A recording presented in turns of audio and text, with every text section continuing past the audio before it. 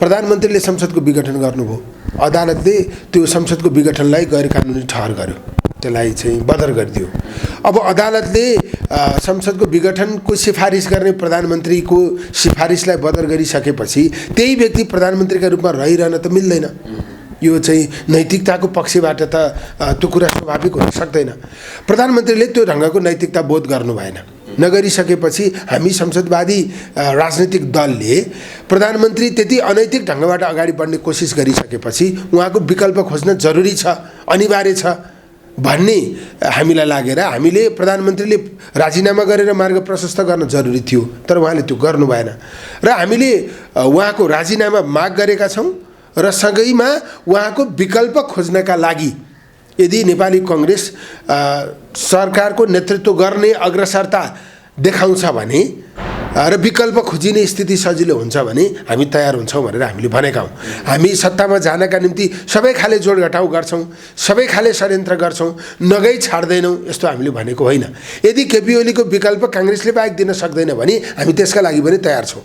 तर कांग्रेस बाहेक अरू कसैले सहमतिको यो राजनीतिलाई अगाडि बढाउन सक्छ, समन्वयकारी भूमिका प्रभावकारी ढङ्गले गर्न सक्छ भने हामी केपी ओलीको विकल्प खोज्ने शर्तमा चाहिँ अरू कसैलाई स्वीकार गर्न पनि तयार छौँ। तर आजको कुरा के हो भने केपी ओलीकै नेतृत्वमा सरकार चलिरहने, केपी ओलीले निर्वाचनमा देशलाई लाने कुरा चाहिँ स्वाभाविक हुन सक्दैन। मतलब विषय यस्तो छ, कांग्रेस आफै टक्रिएर पनि चाहिँ कांग्रेस सत्तामा जान सक्ने स्थिति त बनिरहेको छैन नि त।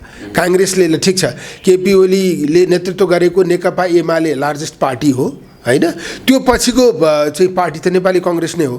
अब केपी ओली वर्तमान प्रधानमन्त्रीलाई विस्थापन गर्नका लागि अब त्यसपछिको पार्टी तयार हुनुपर्ने हो, इनिसिएट गर्नुपर्ने हो भने नेपाली कांग्रेस त्यो इनिसिएट गर्न तयार भएको अवस्था नै हो। तर जसपाले फेरि केपी ओलीलाई नै स्वीकार्ने स्थिति किन बनिरहेको छ त? नेपाली कांग्रेसले विकल्प दिन खोजिरहँदा चाहिँ केपी ओलीको विकल्प खोज्नुपर्छ भन्ने निष्कर्षमा त जसपा पनि त पुग्नुपर्ने हो नि हैन, माओवादी पनि त पुग्नुपर्ने हो नि। अब यदि केपी ओलीको विकल्प खोज्न नै सबैले खोजेको हो भने त्यो अवस्थामा नेपाली कांग्रेसले नेतृत्व गर्छ, अरू समेत सहभागी भएर सरकारमा जाने परिस्थिति बनाउने कुरा स्वाभाविक हुन सक्छ। तर नेपाली कांग्रेस नेतृत्व गर्न तयार भइसकेपछि पनि जसपा जोडिन आएन, माओवादीले समर्थन फिर्ता लिएको स्थिति रहेन, अनि कांग्रेस मात्रै टक्रिएर त केही हुँदैन नि। अब त्यसकारणले चाहिँ नेपाली कांग्रेसले संस्थागत हिसाबले गरेको निर्णय के हो भने केपी ओलीको विकल्प खोज्न अत्यन्त जरुरी छ। यही संसद यथावत रह्यो र यो संसदले फेरि आफूलाई जसले विघटन गरेको थियो त्यही व्यक्तिलाई प्रधानमन्त्रीका रूपमा स्वीकार गर्ने कुरा चाहिँ स्वाभाविक हुन सक्दैन। नेकपा एमालेकै सांसदहरूले पनि केपी ओलीको विकल्प खोज्नुपर्ने हो। उहाँहरू त 5 वर्षका लागि निर्वाचित भएको हो नि। केपी ओलीले विघटन गर्दैमा उहाँहरू विघटनमा पर्न मिल्छ? जनतालाई उहाँहरूले के भन्नुहुन्छ? हामीलाई विघटन गर्ने प्रधानमन्त्री हाम्रै पार्टीको भए पनि हामीलाई स्वीकार्य छैन भनेर उहाँहरूले भन्नुपर्ने होइन? त्यसैले बाँकी अवधि संसदको बाँकी अवधि केपी ओलीले बहुमतको आधारमा सरकार चलाइरहने कुरा चाहिँ यो संसदीय व्यवस्थाको धुज्जी उडाउने विषय हो। नम्बर 2, संसद बाँकी अवधि रहेन, निर्वाचनमा जाने भयो भने पनि केपी ओलीजीले निष्पक्ष निर्वाचन गर्न सक्नुहुन्न। उहाँको स्वभावको हिसाबले, उहाँले चाहिँ विपक्षीलाई हेर्ने विषयले, अथवा उहाँले चाहिँ नेकपा एमाले पार्टीलाई चाहिँ पुनर्गठन गर्न जुन कोसिस गरिरहनु भएको छ त्यो कोसिस चाहिँ उहाँले सत्ता प्रयोग गरेर गर्न खोजिरहनु भएको छ। प्रधानमन्त्रीबाट हटेर केपी ओलीजीले चाहिँ एमालेलाई पुरानै अवस्थामा फर्काउन सक्नुहुन्न। सत्ताको दुरुपयोग गरेर, सत्ताको मिसयुज गरेर, निर्वाचनमा धाँधली गरेर उहाँले एमालेलाई पुरानै अवस्थामा फर्काउने कोसिस गरिरहनु भएको छ। त्यसैले त्यस्तो अभिष्ट बोकेको व्यक्तिलाई निर्वाचन को नेतृत्व गर्ने सरकारमा राखिरहनु हुँदैन। त्यसैले केपी ओलीबाट निष्पक्ष निर्वाचन पनि सम्भव छैन। कुनै पनि शर्तमा सहमतिको राजनीति अगाडि लान पनि सम्भव छैन, निर्वाचन गर्न पनि सम्भव छैन। त्यस हुनाले केपी ओलीको विकल्प खोजिनुपर्छ। केपी ओलीको विकल्प खोज्ने सन्दर्भमा कांग्रेस नेतृत्व गर्न पनि तयार छ। होइन, हाम्रो नेतृत्वमा सहमति हुन नसक्ने हो भने कसको नेतृत्वमा सहमति हुने हो त? कसले सहमति का साथ अगाडि लिएर जान सक्छ त? त्यो पात्र अगाडि आउनु पर्यो, हामी त्यसलाई पनि स्वीकार गर्न तयार छौँ। कांग्रेसले अविश्वासको प्रस्ताव दर्ता गर्दा के हुन्छ भने वैकल्पिक प्रधानमन्त्रीको उम्मेदवार खडा गर्नुपर्छ। वैकल्पिक प्रधानमन्त्रीको उम्मेदवार खडा गरेर अविश्वासको प्रस्ताव दर्ता गरिसकेपछि हामी एक्लैले त सरकार बनाउन सक्दैनौँ, विश्वासको मत लिन सक्दैनौँ। जसबाट विश्वासको मत लिनका निम्ति सहयोग लिनुपर्ने हो त्यसले के भन्छ भने अविश्वासको प्रस्ताव दर्ता गर्दा एक्लै दर्ता गर्ने, तिमीले आफ्नो चाहिँ नेतालाई प्रधानमन्त्रीका रूपमा अगाडि सार्ने, अनि हामीसँग समर्थन लिन खोजेर प्राप्त हुन्छ। त्यसैले अविश्वासको प्रस्ताव दर्ता गर्दा पनि मिलेरै गर्न जरुरी छ। प्रधानमन्त्रीको उम्मेदवार वैकल्पिक उम्मेदवार तय गर्न पनि मिलेरै गर्न जरुरी छ, हैन? अब के अरे माओवादीले समर्थन फिर्ता लिन किन नसकेको? केपी ओलीलाई रुचाएर हो? केपी ओलीको सरकारलाई निरन्तरता दिन चाहेर हो? होइन नि। माओवादीले समर्थन फिर्ता लिने बित्तिकै केपी ओली चुनावको नेतृत्व गर्ने सरकारको रूपमा सरकारको प्रधानमन्त्रीका रूपमा रहिरहनुहुन्छ।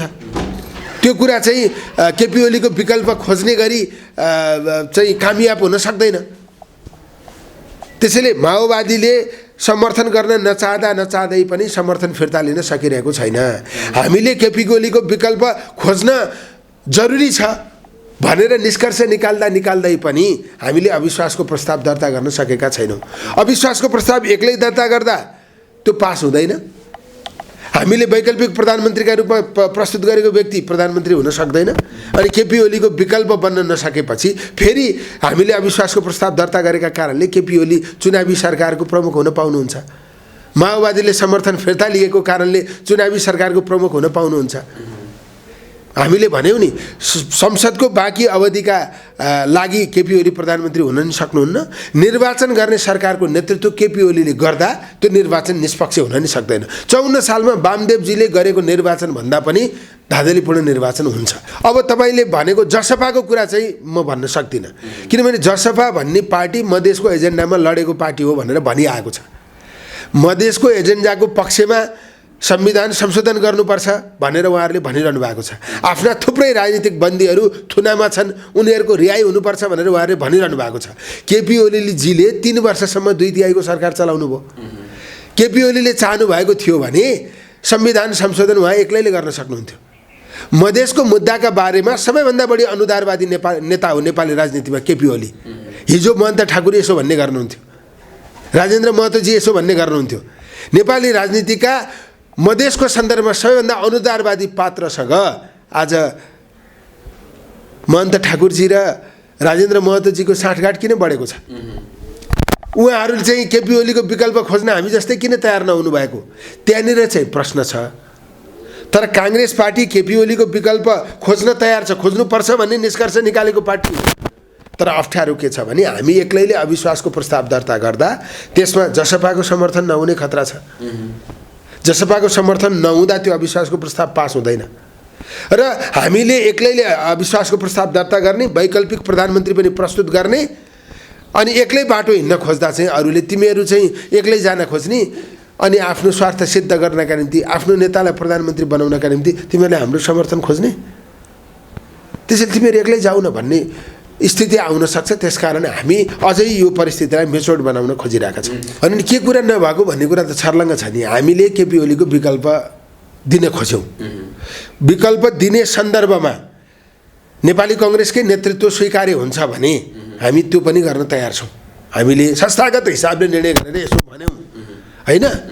अब त्यसो भन्दै गर्दा माओवादीले समर्थन फिर्ता लिएर काङ्ग्रेसको प्रधानमन्त्री कोही बन्छ, सरकारको नेतृत्व गर्न तयार छ भने हामी समर्थन गर्न तयार छौँ भनेर माओवादीले संस्थागत रूपमा निर्णय गरेर भनेको अवस्था छैन। जसपाले पनि भनेको अवस्था छैन। जसपालाई पनि हामीले मिटिङमा बोलायौँ, हामीले तीनै दलको मिटिङ पनि हामीले गऱ्यौँ। जसपाले के भन्यो भने सरकारले हाम्रा एजेन्डाहरू पुरा गर्छु भनेको छ। सरकारले हाम्रो एजेन्डा पुरा गरेको अवस्थामा हामी यो सरकारको विकल्प खोज्नतिर लाग्दैनौँ। त्यसो भनेपछि त हामीलाई समर्थन नहुने रहेछ भन्ने बुझ्नु परेन? त्यसैले हामीलाई जसपाले समर्थन नगर्ने हो भने त बहुमत कसरी पुग्छ त? बाबुराम भट्टराईजीलाई जसपा भन्ने पार्टीले हाम्रो नेता बाबुराम भट्टराईलाई प्रधानमन्त्री बनाउन का निम्ति हामी प्रस्ताव गर्छौँ, त्यसमा नेपाली काङ्ग्रेस तर्फबाट हामीलाई समर्थन चाहियो भनेर उहाँहरूले भन्नुभयो भने हामी छलफल गरेर त्यो कुरालाई पनि समर्थन गर्न सक्छौँ। तर उहाँहरूको संस्थागत ढङ्गबाट त्यो विषय आउनु पर्यो नि। मतलब राजनीति नैतिकतासँग नजोडिकन चल्न सक्दैन, होइन? राजनीति कानुनी व्यवस्थाहरूसँग नजोडिकन चल्न सक्दैन। राजनीतिमा प्राविधिक विषय मात्रै हुन्छ, गणित मात्रै हुन्छ भन्ने होइन। राजनीतिमा राजनीतिक विषय हुन्छ, सँगसँगै नैतिक विषय पनि हुन्छ, हैन चाहिँ अब यो यस्तो खालको राजनीतिले त देश कहाँ लान्छ यसले समृद्धि दिन्छ यो खालको सोचले यो खालको जबरजस्त चाहिँ दम्भ प्रस्तुत गर्ने शैलीले अब यो देश कहीँ जान सक्छ यो त अहिलेसम्म त यस्तो कहिले पनि भएको थिएन एउटा प्रहरीले हानेको गोलीले एउटा नागरिक मर्छ त्यहाँ स्वयं गृहमन्त्री त उपस्थित हुँदैन नि तर कोही नागरिक मरेको कारणले नैतिकताको आधारमा गृहमन्त्रीले राजीनामा दिन्छ हैन नगरपालिका के अरे तपाईँको रङ्गशालामा खेल हुन्छ त्यो रङ्गशालामा भएको खेलको मा चाहिँ गेट बन्द भएको कारणले मान्छे गेट साँगुरो भएको कारणले मान्छे एकदम भिडम बेड भिलम ठेलमठेल हुन्छ अनि कोही मान्छे मर्छ त्यो के खेलकुद मन्त्रीले आएर त्यो गेट त्यस्तो बनाएको हो र त्यहाँको व्यवस्थापन राम्रो नगरेको त त्यही रङ्गशाला भित्र जिम्मेवारी लिने व्यक्तिहरूले हुन् नि तर खेलकुद मन्त्रीले किन राजीनामा दिन्छ राजनीतिमा नैतिकता हुँदैन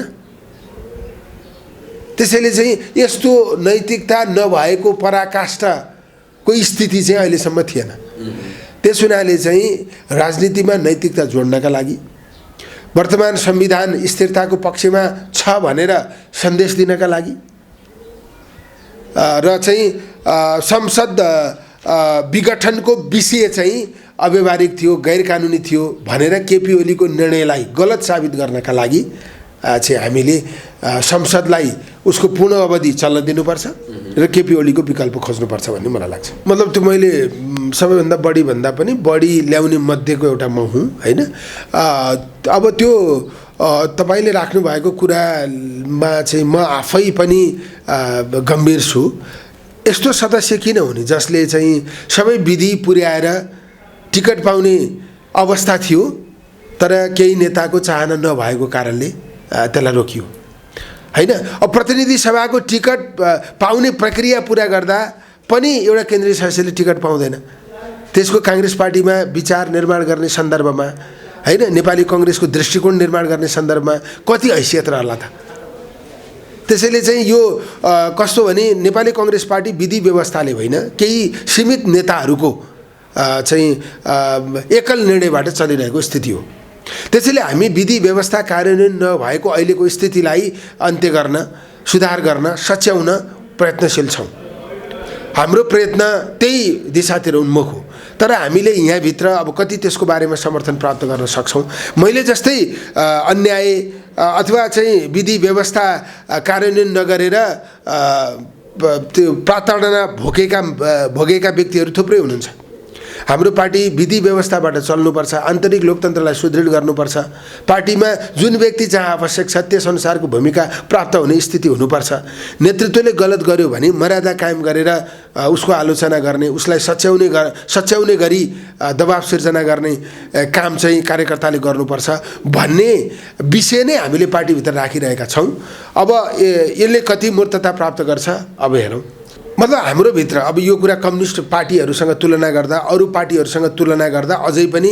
हामी नै अगाडि छौं बेस्ट एमन द वर्स्ट भन्छ नि नराम्राहरु बीचको राम्रो चाहिँ हामी नै हौं तर हाम्रो भित्र पनि पूर्ण रूपमा आन्तरिक लोकतन्त्रलाई सुदृढ गरिएको अवस्था होइन सबै विषयमा 100% विधि व्यवस्थालाई मानिएको अवस्था होइन यो चाहिँ फरक मतलाई स्वीकार गर्ने मनोविज्ञान विकास हुने गरी हाम्रो भित्र पनि व्यवहार भइरहेको छैन बहुविचारलाई आत्मसात गर्ने कांग्रेस पार्टी भित्रै बहुविचार चाहिँ सम्प्रेषण गर्ने त्यस्तो खुल्ला व्यवस्था छ कि छैन त भनेर भन्दा छ भनेर भन्न सक्ने स्थिति छैन त्यसैले चाहिँ हामी कांग्रेस भित्र चाहिँ के चाहन्छौं भने खुल्ला ढंगबाट विचारको बहस हुने स्थिति निर्माण गर्न चाहन्छौं सम्पूर्ण रूपमा विधि व्यवस्था लागू गरेर पार्टी चल्नुपर्छ भन्ने हाम्रो मान्यता हो नेतृत्वलाई मर्यादा गर्ने सम्मान गर्ने तर नेतृत्वलाई विधान भन्दा माथि नराख्ने त्यो स्थिति हामीले निर्माण गर्न सक्नुपर्छ हाम्रा भित्र सच्याउनु पर्ने थुप्रै विषयहरू छन् सुधार गर्नुपर्ने थुप्रै विषयहरू छन् ती सच्याउन र सुधार गर्न एकदमै ठूलो चुनौती छ त्यो चुनौती सामना गर्ने गरी हामीले आफूलाई प्रस्तुत गर्ने कोसिस गरिरहेका छौं तर परिणाम ल्याउने गरी हामी सफल भइसकेको स्थिति होइन युवा भनेर मैले उमेरजन्य सुविधा लिन खोज्नु हुँदैन मेरो कार्यशैली फरक हुनुपर्छ म आफू कम्तीमा चाहिँ पार्टी भित्र विधि व्यवस्था लागू गर्ने सन्दर्भमा इमानदार हुनुपर्छ मेरो कमिटमेन्ट पत्याउने खालको हुनुपर्छ र नेपाली कांग्रेस त्यस्तो पार्टी हो जुन पार्टीले देशको नेतृत्व गर्न सक्छ। आफू पार्टी चलाउँदा पार्टी भद्रगोल हुने, पार्टीभित्र विधि व्यवस्था लागू नगर्ने, अनि देश चलाउन जाँदा चाहिँ पार्टीमा जुन व्यवहार देखाइयो, कार्यशैली देखाइयो, देश चलाउँदा त्यो परिवर्तन हुन्छ भनेर मान्न सकिँदैन। पार्टीमा जुन कार्यशैली देखाइयो देश चलाउँदा पनि त्यही कार्यशैली देखाइन्छ, जसले गर्दा पार्टी नबने जस्तै देश पनि बन्दैन। त्यसैले देश बनाउनका निम्ति पहिले हामीले आफूभित्रको फोहोर सफा गर्नुपर्छ, आफूलाई पूर्ण रूपमा सच्याउनुपर्छ, हाम्रा भित्रका, हाम्रो पार्टीभित्रको कमी कमजोरीलाई सुधार गर्नुपर्छ। पहिले पार्टीलाई सच्याउने, सुधार गर्ने, आन्तरिक लोकतन्त्र यहाँभित्र सुदृढ गर्ने, अनि यसले प्रष्ट रूपमा राष्ट्रिय मार्गचित्र तयार गर्ने र त्यसलाई कार्यान्वयन गर्नका निम्ति सरकारमा जाने, यो उद्देश्यका साथ हामी अगाडि बढ्नुपर्छ भन्ने मलाई लाग्छ।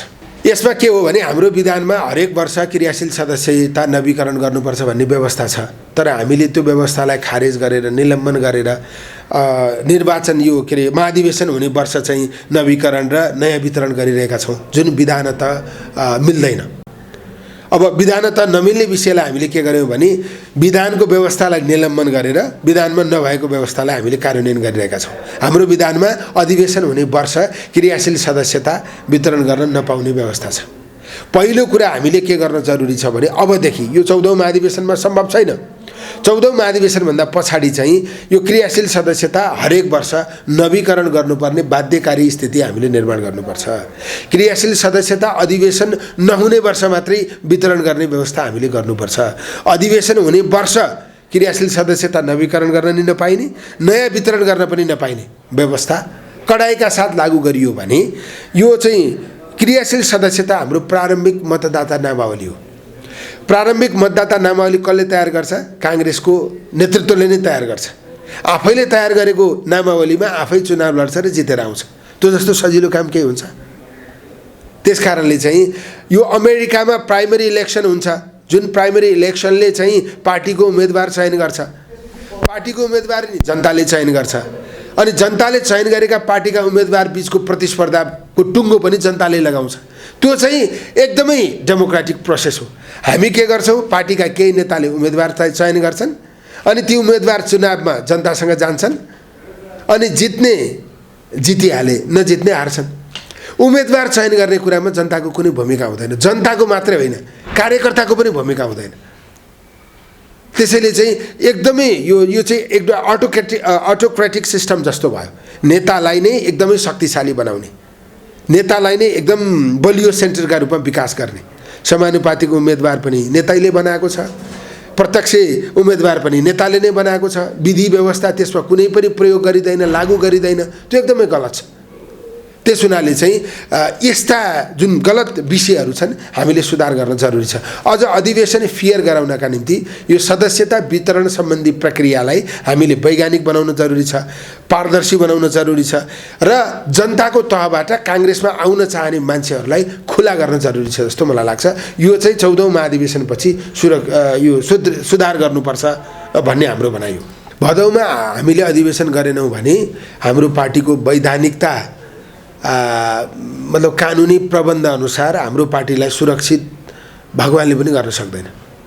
त्यसैले भदौ 19 गतेसम्म हामीले जसरी पनि अधिवेशन गर्नुपर्छ।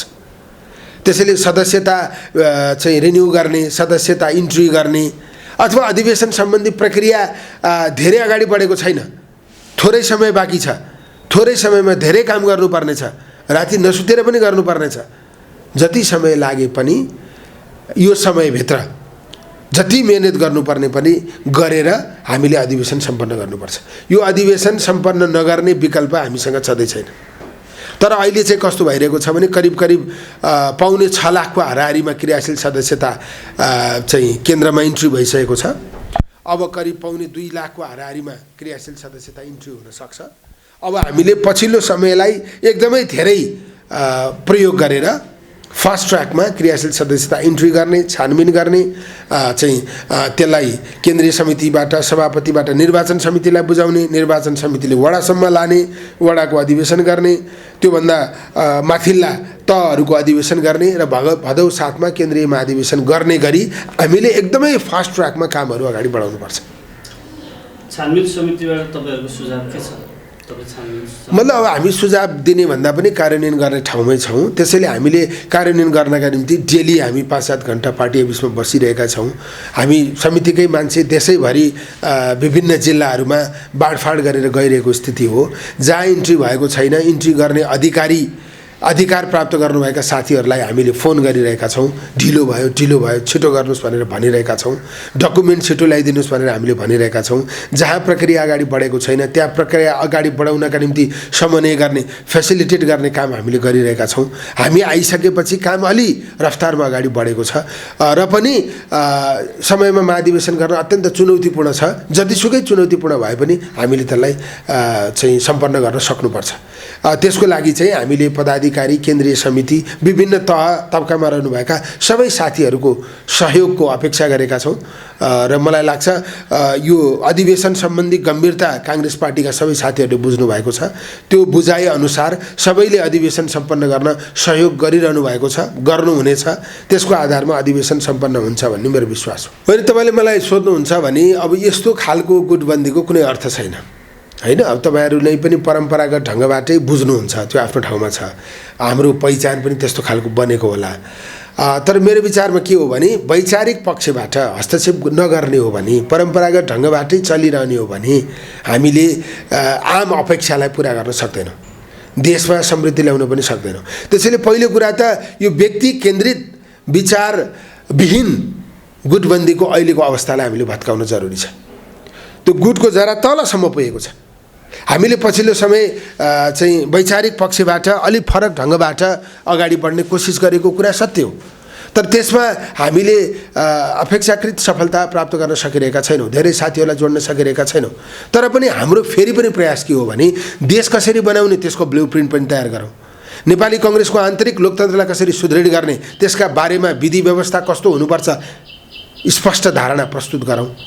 हाम्रो व्यवहार कस्तो हुनुपर्ने, हाम्रो चाहिँ भनौँ न तलसम्मको चाहिँ संरचनागत स्थिति कस्तो हुनुपर्ने, हाम्रो संगठन सञ्चालनको विधि व्यवस्था प्रणाली कस्तो हुनुपर्ने, हैन। र चाहिँ नेपाली कांग्रेस पार्टीले राष्ट्रिय भूमिका अदा गर्नका निम्ति, राष्ट्रका समस्याहरू समाधान गर्नका निम्ति कस्ता दृष्टिकोणहरू सार्वजनिक गर्ने अथवा कस्ता दृष्टिकोणहरूलाई आत्मसात गर्ने भन्ने बारेमा हाम्रो प्रष्ट ब्लुप्रिन्ट आउन जरुरी छ। शिक्षा के हुने, स्वास्थ्य के हुने, सार्वजनिक यातायात के हुने, विदेश नीति के हुने, शान्ति सुरक्षा के हुने, प्रशासन के हुने, सुशासन कसरी कायम गर्ने, यो सबै कुरामा हाम्रो प्रष्ट धारणा हुन जरुरी छ। त्यसैले यो दोक्ला चरित्रले हामी कहीँ पनि पुग्न सकिँदैन। त्यसैले पुँजीवादी हो कि समाजवादी हो कि त्यसको पनि त फ्युजन गराउन सकिन्छ नि, हैन। अहिले चाहिँ एकदमै समाजवादी हो भनेर सबै कुरा राज्यको दायित्वभित्र पार्न सकिँदैन, तर राज्यले विशेष कामहरू त आफ्नो दायित्वभित्र पार्नु पर्यो नि। शिक्षा राज्यको दायित्व हुनु पर्यो, स्वास्थ्य राज्यको दायित्व हुनु पर्यो, सार्वजनिक यातायात राज्यको दायित्व हुनु पर्यो, हैन। परराष्ट्र नीतिका सन्दर्भमा हामी अत्यन्त धेरै पारदर्शी भएर एकदमै अब्बल डिप्लोमेसी हामीले अपनाउन सक्नु पर्यो, हैन। आम नेपालीको चाहिँ एउटा नैसर्गिक अधिकारलाई सुरक्षित गर्ने गरी हाम्रा प्रशासनहरूको विस्तार गर्नु पर्यो। हरेक नेपालीले चाहिँ ट्याक्स तिरेको हुन्छ, त्यो ट्याक्स तिरे बापत उसले सुविधा प्राप्त गर्ने स्थिति बन्नु पर्यो।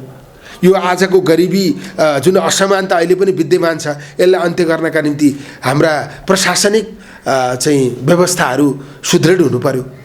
हो त्यो मामिलामा चाहिँ हामीले बहस गर्न जरुरी छ। ती विषयहरूको बहस गर्नका निम्ति पार्टीभित्र गुट बन्न जरुरी छ। तर गुट निर्माण हाम्रो प्रक्रिया कस्तो छ भने एउटा व्यक्तिलाई देवत्वकरण गर्ने, त्यसलाई सेन्टरको रूपमा विकास गर्ने, त्यसलाई बलियो बनाउने, त्यसलाई बलियो बनाए बापत प्राप्त हुने अवसर लिने, यो त एकदम व्यक्ति केन्द्रित विषय भयो। आफ्नो व्यक्तिगत स्वार्थ पूर्ति गर्नका निम्ति बनाइएको मेकानिजम भयो। यस्तोबाट पार्टीले विचार प्राप्त गर्न सक्दैन। विचार केन्द्रित भएर गुट निर्माण गर्नु पर्यो। गुट निर्माण प्रक्रियामा चाहिँ विचारको बहस हुने स्थिति हुनु पर्यो। त्यसैले अहिले हामी फरक ढंगबाट प्रस्तुत हुने कोसिस गरेको हो। अब त्यो कोसिस कामयाब भइसकेको छैन, हाम्रो प्रयास जारी छ। यो चाहिँ यस्तो सापेक्ष रूपमा यस्ता विषयहरू आउँदैनन्। को व्यक्तिहरू हुनुहुन्छ भन्ने कुराको ढंगबाट कुरा गरिँदैन। यसरी तपाईले फलानु हुनुहुन्छ भन्ने कुरा मैले स्वीकार गरेँ भने यो त नियोजन भइहाल्यो नि, हैन। अरू कोही नै नहुने भन्ने यस्तो हुन्छ नि। तपाईले नाम लिनुभएका आदरणीय नेताहरू पनि यसमा हुनुहुन्छ, अरू नेताहरू पनि हामीले जोड्न चाहन्छौँ। त्यसैले यसलाई अलि फराकिलो बनाउने, विचारको बहस गर्ने केन्द्रका रूपमा यसलाई विकास गर्ने, हामी आफै पनि पारदर्शी बनेर एउटा स्पष्ट विचार र दृष्टिकोण बोक्ने गरी अगाडि बढ्न सक्यौँ भने सार्थक हुन्छ भन्ने मलाई लाग्छ। मेरो पोस्टर आम जनताले विश्वास गर्ने खालको बन्यो भने मैले त्यसमा गर्व गर्नुपर्छ। राजनीतिमा प्राप्त हुने विषय नै त्यही हो। म बनेको छैन म आफै यसै भन्न सक्दिनँ, तर बनेको अवस्थामा म अत्यन्त सन्तुष्ट हुन्छु। मेरो राजनीतिको लक्ष्य भनेकै आम जनताले विश्वास गर्ने एउटा विश्वासिलो पात्र बन्ने र चाहिँ अपिल गर्दा त्यो अपिल सुनिने व्यक्ति म बन्न चाहन्छु। त्यस निम्ति म निष्कलङ्क हुन सक्नु पर्यो। मैले सबै विषयमा प्रष्ट ढङ्गले राष्ट्रको पक्षमा, जनताको पक्षमा बोल्न सक्नु पर्यो। मेरो लागि जनताको स्वार्थ सर्वोपरि हुनु पर्यो। त्यस्तो पोस्टर निर्माण गर्न सके भने मैले आफूलाई सार्थक ठान्दछु। र अब अहिले चाहिँ हामीले हस्तक्षेप गर्न सकेको नसकेको भन्ने सवालमा म पनि त्यो कुरालाई स्वीकार गर्छु। मेरो उपस्थितिले गलत काम हुँदै थियो, मैले कहाँनिर रोकेँ त? मेरो उपस्थितिले नेपाली कांग्रेसको आन्तरिक लोकतन्त्र कहाँनिर सुदृढ भयो त? मेरो उपस्थितिले कांग्रेसको एजेन्डा निर्माण गर्ने सवालमा जनमुखी एजेन्डा निर्माण बन्ने प्रक्रियामा मैले कहाँ काम गरेँ त भन्ने सन्दर्भमा चाहिँ म आफैसँग पनि सन्तुष्ट छैन। अब त्यसैले मैले आफूलाई सन्तुष्ट पार्ने गरी मैले हस्तक्षेप गर्न सक्नुपर्छ। विचार निर्माणको तहमा, कार्यक्रम नीति निर्माणको तहमा मैले हस्तक्षेप गर्न सक्नुपर्छ। मैले त्यो हस्तक्षेप गर्नका निम्ति म त्यहाँ पुग्नुपर्छ। त्यहाँ पुग्नका निम्ति मैले पहिला आम पार्टीभित्रका साथीहरूको विश्वास जित्न सक्नुपर्छ। आजको दिनमा मेरो प्रयत्न त्यही हो। मैले भने नि, मैले आफूभित्रको फोहोर सफा गरेँ भने मैले चाहिँ वरिपरिको पनि सफा गर्न सक्छु। वरिपरिको मैले सफा गरेँ भने मैले चाहिँ पार्टीको पनि सफा गर्न सक्छु। पार्टीको सफा गरेँ भने मैले देशको पनि सफा गर्न सक्छु। नेपालमा चाहिँ मल्टी पार्टी सिस्टम छ। अमेरिकामा डेमोक्रेटिक पार्टीको अध्यक्ष को हो भन्ने कुरा मलाई थाहा छैन। रिपब्लिकन पार्टीको अध्यक्ष को हो भन्ने पनि मलाई थाहा छैन। किनभने त्यहाँ पार्टीको भूमिका नै गौण छ। हामी कहाँ चाहिँ पार्टीको मात्रै भूमिका छ। केपी ओलीजीले संसद विघटन गर्नुभयो। संसदमा उहाँको बजेट असफल भएको थियो, उहाँको नीति तथा कार्यक्रम असफल भएको थियो। उहाँको पार्टीभित्र आन्तरिक समस्या थियो। उहाँले पार्टीभित्र आफूले भनेअनुसारको गर्न चाहनु सक्नु भएको थिएन। प्रचण्डजी, माधव नेपालजीहरूले उहाँले जे मन लाग्यो त्यही गर्न रोकिरहनु भएको थियो। अनि उहाँलाई झोङ चल्यो। आफ्नो पार्टीभित्रको समस्याको बदला उहाँले संसदमा गएर लिनुभयो। त्यसैले हामीले पार्टी सुदृढ नगरेसम्म, पार्टीभित्रका समस्याहरू हल नगरेसम्म, पार्टी सञ्चालन विधि पूर्ण रूपमा लोकतान्त्रिक नबनाएसम्म, पार्टीको निर्णय विधि विधान अनुसार गर्ने स्थिति नबनाएसम्म हामीले देश बनाउन सक्दैनौँ। नेकपा भन्ने पार्टी पार्टीका रूपमा नचलेका कारणले देशले यति धेरै दुःख पाएको। नेकपा भन्ने पार्टीका नेताहरू आफ्नो पार्टीलाई राम्ररी चलाउन नसकेका कारण देशले यति धेरै दुःख पाएको। नत्र केपी ओलीलाई जनताले दिने समर्थन नदिएको अवस्था हो र? केपी ओलीले नेतृत्व गरेको पार्टीसँग 48% जनताको भोट थियो। सङ्घीय संसदमा 2/3 बराबर समर्थन थियो। 7वटा प्रदेशमध्येमा 6वटा प्रदेशमा त उहाँको पार्टीको सरकार थियो। कुनै पनि देशका जनताले कुनै पनि राजनीतिक दललाई योभन्दा बढी समर्थन गर्न सक्छ? त्यति विशाल समर्थन पाउँदा पनि केपी ओलीले यो देशलाई केही पनि गर्न सक्नु भएन। झन् बर्बादीको स्थितिमा लैदिनु भयो। झन् धेरै समस्या सिर्जना भयो। के कारणले भन्दा उहाँको नेकपा भन्ने पार्टीका रूपमा चलेन। उहाँ नेकपाको अध्यक्ष हुनुहुन्छ। नेकपा अध्यक्षले चाहिँ नेकपा भन्ने पार्टीलाई राम्ररी चलाउन सकेन। त्यसैले पार्टी चलाउन नसक्दा त्यसको समस्या कहाँ पर्दो रहेछ? देशमा पर्दो रहेछ। त्यसैले नेपाली कांग्रेस पार्टी पनि एउटा पार्टीका रूपमा राम्ररी चल्नुपर्छ। यसले सम्पूर्ण रूपमा विधि व्यवस्थालाई आत्मसात गर्नुपर्छ। यहाँभित्र पूर्ण रूपमा छलफलको स्थिति हुनुपर्छ। यहाँभित्र पूर्ण रूपमा फरक विचारलाई आत्मसात गर्ने अवस्था हुनुपर्छ। यहाँभित्र नेतृत्वले गल्ती गर्यो भने मर्यादित ढङ्गबाट त्यसलाई सच्याउने गरी दबाब दिने स्थिति हुनुपर्छ। त्यस्तो स्थिति भएन भने पार्टी राम्ररी चल्दैन। त्यो पार्टीले सरकार कसरी राम्ररी चलाउन सक्छ? त्यस हुनाले तपाईँको प्रश्न चाहिँ हाम्रो पार्टी सुधार्ने कुरातिर, सच्याउने कुरातिर जोडिएको छ। त्यो सुधार्ने सच्याउने अभियानको नेतृत्व गर्न सकियो भने हामीले नै पार्टीको नेतृत्व लिन सकिन्छ। अनि हामीले पार्टीलाई सम्पूर्ण रूपमा सुधारेर सच्याएर अगाडि बढाउन सक्यौँ भने देशको नेतृत्व लिन पनि सकिन्छ र देशलाई पनि बनाउन सकिन्छ। तर पार्टीलाई सुधार्ने सच्याउने मामिलामा हस्तक्षेप गर्न सकिएन भने कहीँ कतै केही पनि गर्न सकिँदैन। त्यसैले हाम्रो प्रयत्न पार्टी सच्याउने दिशातिर उन्मुख छ। एउटा कुरा, नेपालको विद्यार्थी र युवा आन्दोलन एकदमै स्खलित भएको अवस्था छ। त्यहाँभित्र यो भनौँ न आक्रोश, क्रान्तिकारिता, त्यहाँभित्र परिवर्तन गर्छु भन्ने एउटा आत्मविश्वास हैन, त्यहाँभित्र वर्गीय बुद्धा, त्यहाँभित्र चाहिँ अघिल्लो नेतृत्वलाई सच्याउने आँट छँदै छैन।